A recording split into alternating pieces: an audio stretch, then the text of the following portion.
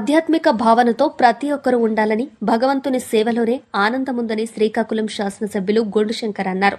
కడప మహానాడు పండుగతో ఉభయ తెలుగు రాష్ట్రాలతో పాటు యావత్ ప్రపంచమే సంతోషించిందని, దానికి ముఖ్య కారణం టీడీపీ వ్యవస్థాపకులు తన నవరస నటనతో ప్రపంచంలో అభిమానులను సొంతం చేసుకుని రాజకీయాల్లో నూతనోత్సాహానికి నాంది పలికిన అప్పటి ముఖ్యమంత్రి తెలుగు ప్రజల గుండెల్లో చిరస్మరణీయుడని, మహనీయుడు అన్న ఎన్టీఆర్ అని కొనియాడారు.